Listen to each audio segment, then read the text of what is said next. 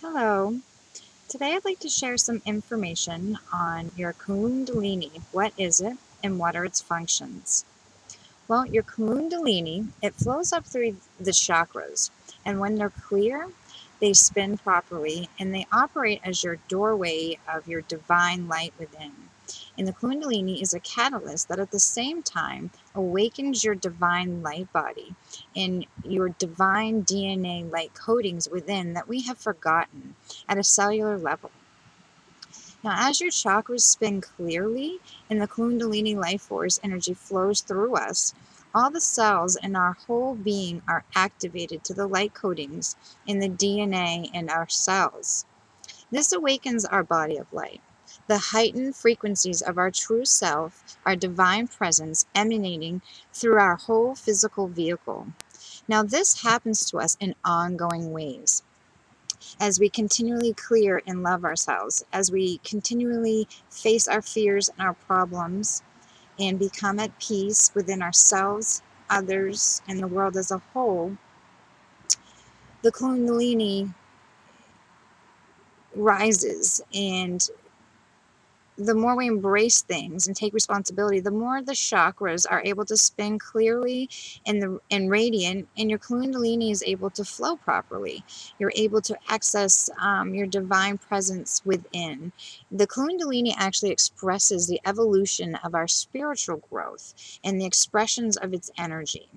Now, depending on where the Kundalini is which chakra it's in, within or between, and then how the energy is actually expressed. Until the energy is refined and light enough for it to move to the next chakra up to the central channel, this will happen spontaneously at different times and different levels.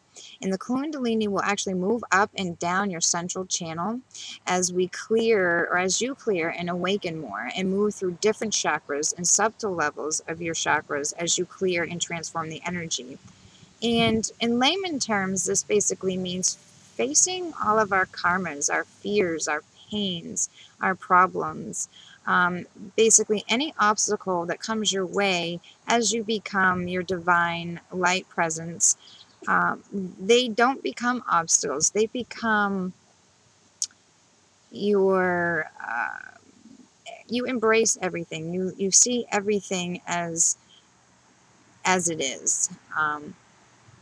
So represented as a serpent, actually, the Kundalini is situated in the base chakra. It's a birthplace or an awakening point. The serpent is coiled around with its tail in its mouth, and there are as many issues related to its energy. The aspects of survival and change, the base of our power, and where life stems from, lust, the sexual act without love, can be judged as a lower level energy. But really, the Kundalini energy is just getting started and experiencing the first stirrings of this energy in the animal instinctive sense for the purpose of procreation and survival as a species in a physical form. Many people tend to have sexual issues, whether they're either hypersexual, sex addicts, or the opposite, and not able to open up.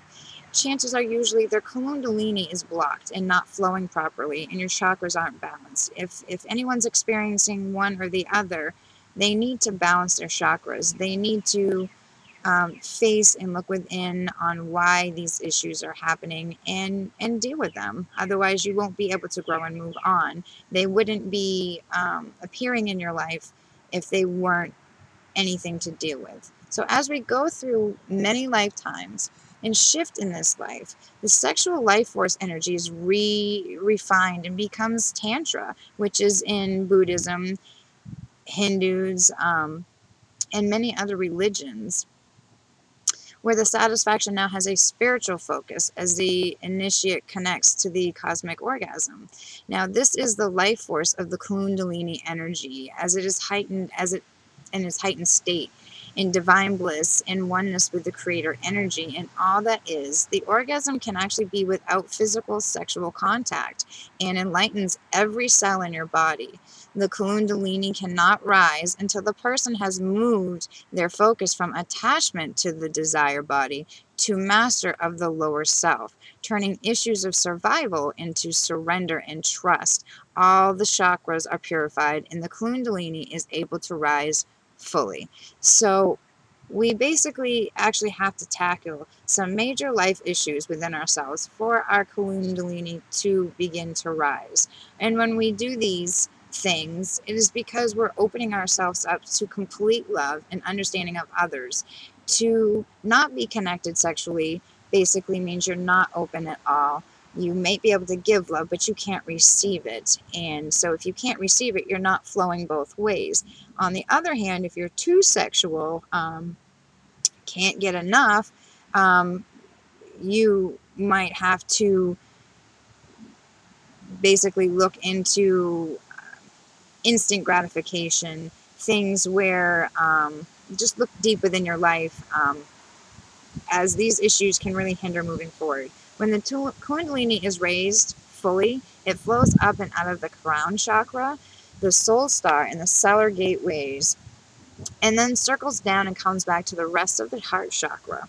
It has risen from the base where we fully ground spirit in the body and trust in our divine for our survival. The Kundalini moves up and through the sacral to embrace consciousness and power and control dramas. It goes through the heart as our pain of separation is unified in love. Next, continuing up to the thymus chakra as we communicate lovingly and integrate the higher frequencies of light within us, becoming telepathic. Then the Kundalini moves up to the throat chakra as we freely express our divinity and creativity on higher planes, other than the reproductive, which is basically your animal instinct. Without, and again back to the sexual aspect, as this is a big issue in the world, when you don't attach love to sexuality and you're just having sex a lot, you're missing the point of the true connection of souls. So again, on both spectrums, one just needs to look within.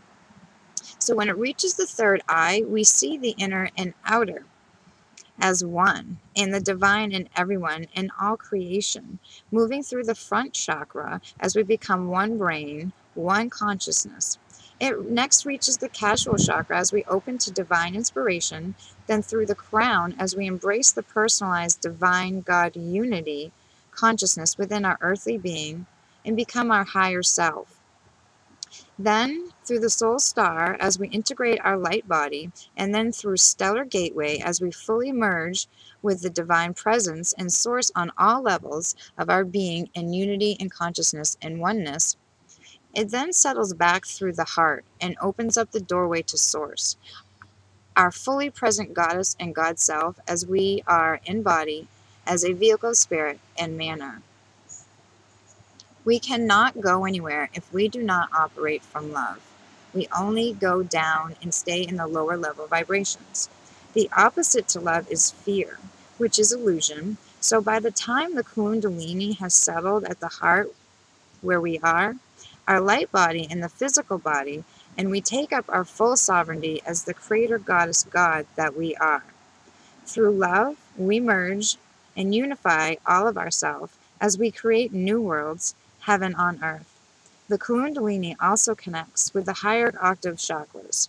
As it rises up from the crown, it unifies with Soul Star, Stellar Gateway, and also Universal and Cosmic Gateway. As it comes to settle at the heart, it opens the doorways of the soul to full divinity and unity in consciousness. The chakra below at the base are also unified as we merge through the link chakra, our multi-dimensional self. Through the earth star, we merge with the earth in union with spirit. The sacred marriage complete and our shift into our full presence in a body, our body of light, our divine light being body. The Kundalini is a symbol by the serpent in all cultures. Now, the serpent in the Mayan tradition is considered the pathway to the stars. After our fall from grace and our temptation in the Garden of Eden, we were bitten by the serpent and fell into the underworld of duality. Now, I like to explain this a little bit more, not so religious ties, where that humanity had forgotten its true divine powers and being, as Jesus taught, simply because we started worshiping other people, other things, and we cared more about what other people thought, what we wore, what we had, than focusing on our spiritual aspects. Thus, when you stop practicing something, when you stop reading things or using something in your everyday life, you forget. And we forgot our divine powers within. This is something that is awakening and happening now with everybody. And the serpent knows the underworld well. And as we move from the lower base fears, guilt, desires, and attachments, the serpent rises in us through our chakras and rises up into the heavens and the stars. It is the symbol of ascension as we move out of the third dimension, from separation into oneness and wholeness, our I am presence. The serpent is feared when we fear life and our own power. It rises from the base of our power out of fear to survive, and up and out of the crown as we merge with our divine essence, our light being. The serpent moves through both worlds, the underworld or hell on earth, and over the world or heaven, linking the two. It is the pathway. We experience the grossest energy of duality and matter, and transmute it into the highest energy of light and spirit and unity and consciousness. Now, traditionally, the Kundalini awakening was experienced as a fire burning upwards, or an electric current moving up the spine. But as the energies have heightened, most of humanity are awakening without performing the Kundalini or yoga or other initiative disciplines. Our initiation is in our everyday life. And this shift we are experiencing now, and our world is the temple, and our body is the vehicle. And we do this as we spiritualize matter. We become our body of light. Here are some Kundalini rising experiences and things that I have gone through that I wanted to share with you guys. As many people think they're having colds, they just have headaches, they're off balance, but there's a deeper spiritual reason. Everything, when it talks about in the Bible, in the end times, people will have boils and sores and rashes. It's because they're not dealing with their issues. And spiritually, every health issue, every stress can be dealt with spiritually without medication. That's why we have health issues, because we're not accessing our true divine presence within. And so when we worry and we have fears, we get nauseous, we have stress, we have a lot of things. So sometimes, and as for me, these are things that I have experienced. In meditation, you might experience energy whirling through or around you. You could experience intense heat that may be in one area of the body and radiates out to all of the body. Tingling sensations as the chi or life force energy radiates through you. It may be so intense as to be cosmic orgasmic, or an orgasm without physical sex, not centered in the groin but through every cell. You may feel an electric current felt up your spine. This may be felt or seen as light. This is something that was very obvious to me. It definitely felt like an energy force entered my body and something had been activated within me. It was no denying the feeling. You can have clear inner visions or messages from your inner voice or divine guidance. Your body may rock rhythmically with the flow of Kundalini energy. Vibrations may be felt in different parts of your body. Numbness felt in different parts of your body. Your emotions can become extreme and felt more deeply than ever before. Very hypersensitive. You may have pain by experiencing blockages in your awakening process and shifts in your head or body. Also the heart chakra, center of your back and chest as the heart opens up. You may also become forgetful, experiencing no mind, drawing blanks, not even able to even think one thought. You may become clumsy or dizzy. This is something, the forgetfulness and the clumsy and dizziness have been quite a nuisance for me. I've felt like I've had Alzheimer's a little bit, and I have stubbed my toe, dropped things, fallen, forgotten things more than I ever have in a while.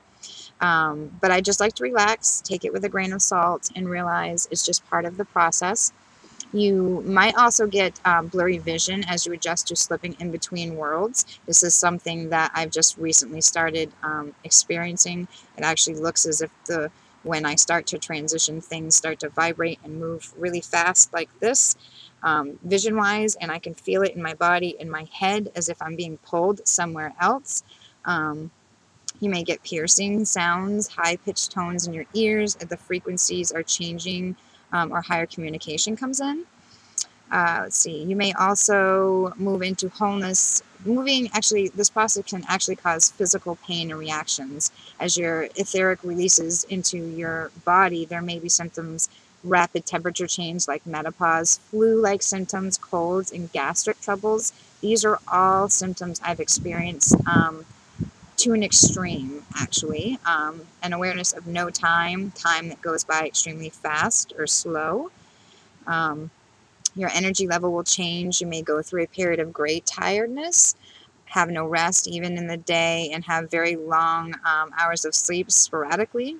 You're rebuilding, so you need to rest and allow subatomic particles to rearrange in your brain and open to light, to be receptive more to light.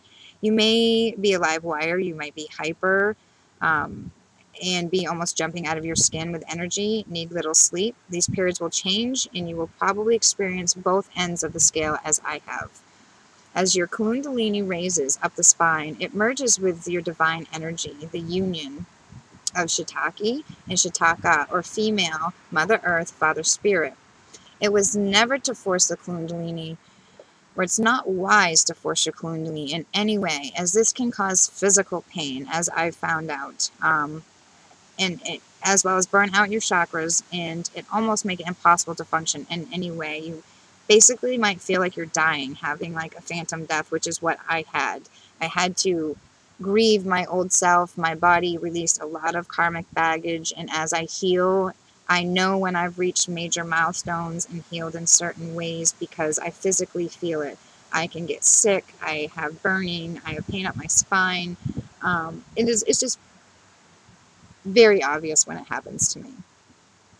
So trying too hard is the same as not trying enough, but trying too hard can cause it to be uncomfortable, and I can always tell when I'm doing too much because my body will tell me. So just pay attention to what your body is telling you and rest when you're not feeling well. You can also actually, now, rather than trying to make your Kundalini rise, if we simply just keep loving and accepting ourselves and others and the world as a whole, breathing out our fears and embracing them, operating from more of our I am presence, as we often remember, will make such a big difference within ourselves and the world. We gain more awareness and acceptance, surrendering to our divine will. Then our Kundalini will raise, as it's meant to raise, in divine time, and moves within us in harmony with all the energies of the universe and the world. Everything happens in divine time. I have definitely learned that there are things that you just can't make happen when everything happens when it's supposed to. So there's no rush. When you're meant to go through these symptoms, when you're meant to awaken, when you're meant to speak to somebody, when you're meant to help somebody, it will just happen at the right time. Now, I would also like to share some of awareness things that are gained through when your Kundalini raises and awakens within you. These are things that will help you know that if your Kundalini has been raising, these are some of the symptoms. These are things that have happened to me, and maybe they've happened to you as well. So I hope that they will help you. You might have awareness in your own divinity and being it. There's no need to meditate or still your mind anymore, because you're in a meditative state wherever you are. You can connect to it. You can draw on it in any given time. Life becomes a meditation, and you are at peace no matter what situation comes your way. You're also at a state of unity and bliss with everything and anything. To be of the divine unified matrix of light and life is to be joy. All pain is from separation. So life is a meditation, and when one experiences divine visions, divine smell, divine taste, divine touch, and one can also hear celestial sounds within when they start really concentrating on their spirituality, and really it means refining yourself. There are a lot of things in scripture. I can understand that religion was brought for a reason, as refinement, as we forgot, but I also see that man has twisted it and their ego got in the way for control. So refinement is actually really key for ascension and creating our own heaven on earth, because everything derives from love. You will have awareness of other worlds and dimensions and yourself in them, understanding and being consciously in the bigger picture. Inspiration and insight come spontaneously, and doubts disappear. You trust in divine guidance from your I Am presence and angelic light beings. Writing the most beautiful poetry, prose, or stories. You start painting the most inspiring paintings. You can compose music, uplifting songs, and your creative energy is just flowing very freely. You start speaking from your divine presence and your inner wisdom. Your words activate and they start transforming others around you, not just your own life. You start having no thoughts of the world. You start experiencing non-attachment to what takes place, but there's a deep level of love for all that is, and a sense of allowing all to be as it is, to be in the world, but not of it, which is not easy, but these are things that will start to happen when you start ascending and your Kundalini starts rising. The feeling of prana or life force flowing freely in your body, you might be aware of jerks like electric shocks, almost seizure-like, or when electric currents flow up and down your nerves, like Tourette's, I call it a little bit. Your energy is really on and you have inexhaustible energy. You experience good health and are glowing with vitality. Your breath can stop sometimes without effort, and you go into this no breathing without any exertion or spontaneity. You can physically move into other dimensions and worlds spontaneously if necessary, or teleport or bilocate, dematerialize, and be invisible. These are not states to try and do. This is ego, but by having a clear energy field, these states will happen if they arise, not by controlling it, but being in alignment with divine will. This is why a lot of people, when they try to make contact with light beings, angels, they're not, because there are things that are just set in stone that happen, and when they're meant to happen, they will just happen. The collective consciousness of humanity is now awakening to their Kundalini, their light body, and ascension process. Western culture has lost its connection with the serpent wisdom, the earth and the goddess, our cosmic heritage and seedings from the stars, unlike the indigenous people who always kept the serpent wisdom. The wisdom is not from material world, but from our inner worlds, or spirit, the energy of the prime creator, which religion tried to disconnect from people. But now the awakening of the serpent wisdom, Kundalini, the light body, our divine light body, and ascension process is inescapable. Just like the heavens, the constellation of Ophelius, the serpent bearer is making a rebirth in our consciousness. The planets in our solar system are aligning with Ophelius, actually orbit through Ophelius. It is between Scorpius and Sagittarius and represents a man encoiled by a serpent, the constellation serpents. Astrologers do not acknowledge it, but astronomers do. Astrologers only work with the collective psyche. Ophelius is opposite Orion in the heavens. Orion is being placed between Taurus and Gemini in the Great Pyramid. The old initiations were thought the doorways of Orion, that held duality and the cycle of birth and death until 1111, when oneness was finally anchored there and is now filtering to the earth plane as humanity also anchors oneness. The doorway. The opposite doorway in the Great Pyramid is aligned to Ophelius and represents the ascension.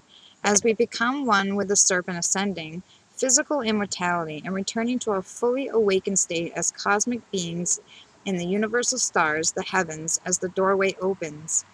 The Stargate of Ophelius was anchored on the 22nd of November in 1999, and on the 22nd of November every year, Ophelius is sighted at the horizon before the sun. The opening of it as a stargate means that humanity is now ready to move out of the underworld and rise into the stars. The Kundalini has been stuck at the base in all of the old desired body and fears of survival and for life. Now we are free to move beyond that. As the Kundalini rises within, so do the worlds merge, and we move into the new solar system in alignment with the sun, central sun, and the greater central sun. I hope you enjoyed my video. Please stay tuned for the 7 chakras and the balancing of them and their purpose. Have a great day, everybody.